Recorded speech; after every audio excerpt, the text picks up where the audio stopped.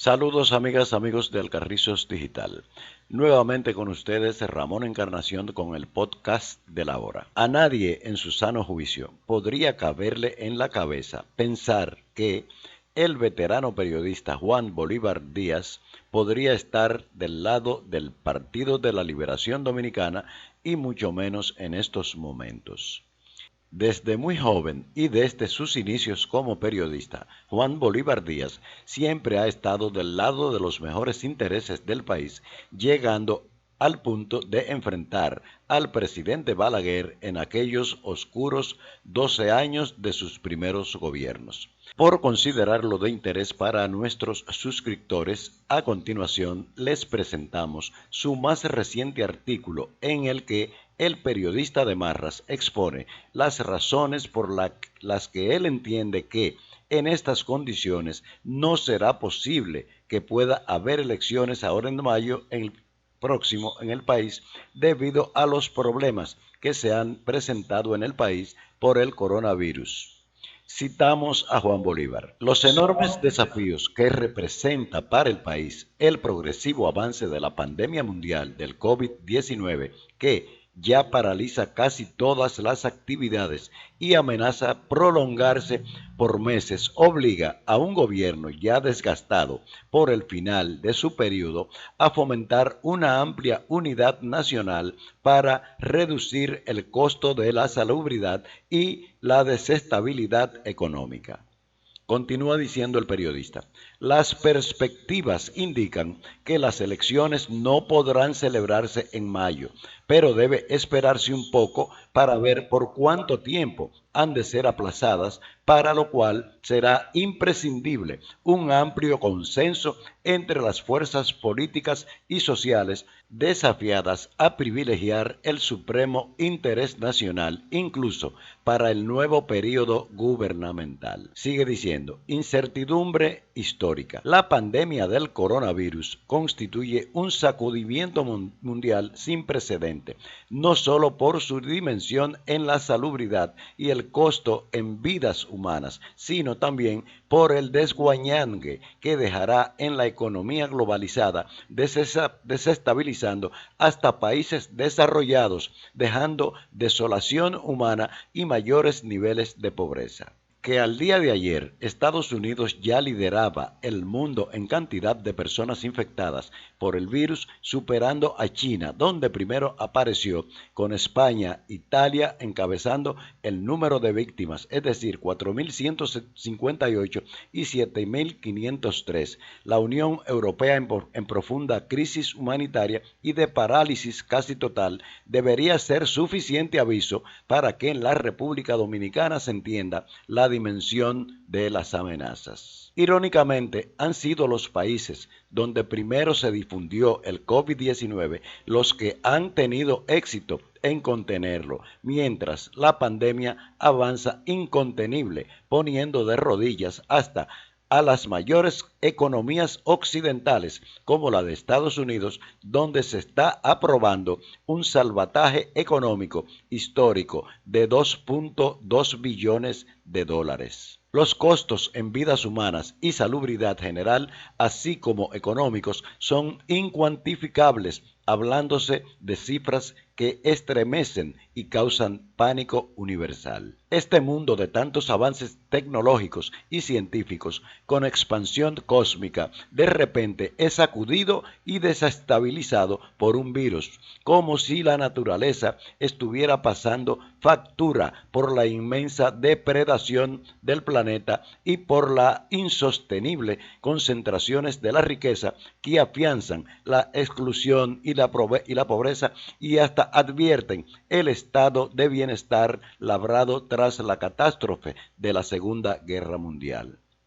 Estremecimiento nacional. Transcurridos 2/3 del período de emergencia de 15 días indicado en el decreto 320 del 19 de marzo, las perspectivas lucen cada día más inciertas con un avance incontenible del COVID-19. Entonces, los contaminados eran solo 34 y una sola víctima mortal. mientras que ayer los afectados se habían multiplicado 17 veces para alcanzar a 581 y los fallecidos eran 20 veces mayor. Solo de lunes a viernes el crecimiento de los enfermados fue entre 19 y 26% día a día. Y entre el martes y ayer viernes las víctimas mortales pasaron de 6 a 20, incrementando de 233%. Las estadísticas indican que los múltiples esfuerzos de las autoridades sanitarias no han logrado contener la expansión. Se tiene la impresión de que a nivel nacional el COVID-19 se ha diseminado más en las clases medias y medias altas, con múltiples víctimas de actividades sociales, como una cena benéfica en San Pedro de Macorís, de donde salió una docena de contaminados. También hubo varios en una boda celebrada en Punta Cana y de un cóctel en Santo Domingo. Según el ministro de Salud, Rafael Sánchez Cárdenas, en San Francisco de Macorís proliferó por el carnaval, la campaña política y algunas fiestas, aunque se teme que influyera la primera dominicana que llegó del exterior con el virus y se le permitió irse a su casa, donde hizo vida social. San Francisco de Macorís acumula el 10% de los contaminados y el 60% de los fallecimientos, con 12 de 20. Que los hospitales públicos no hayan tenido fuerte presión parece indicador de que la pandemia no ha penetrado fuerte en los sectores más vulnerables que no pueden acumular alimentos por más de 3 o 4 días y que dependen del trabajo informales de los que sacan la subsistencia día a día.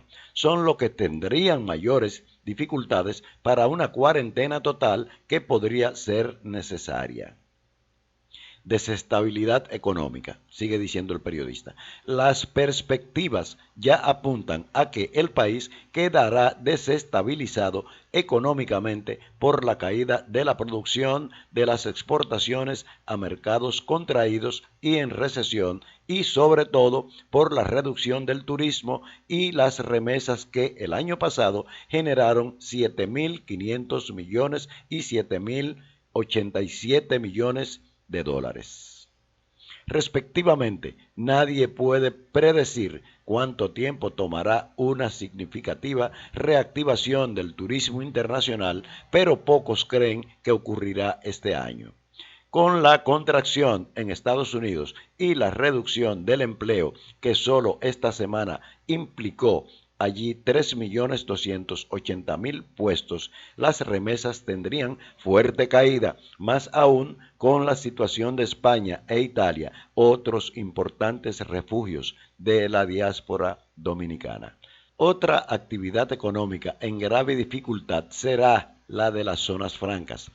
Entre estas y el turismo, ambos, ahora paralizados, generan más de 300.000 empleos directos y otros tantos indirectos. Las arcas del Estado quedarán vacías por la reducción de las recaudaciones por el salvataje, que de entrada se lleva 30.000 millones de pesos hasta 12.000 millones ilegalmente del Banco Central. Todas esas precariedades se traducirán en mucho mayor endeudamiento público y particular, sin que se llegue al extremo de expropiar los más de 500.000 millones de pesos acumulados en los fondos de pensiones de los trabajadores durante casi 2 décadas, como algunos han propuesto.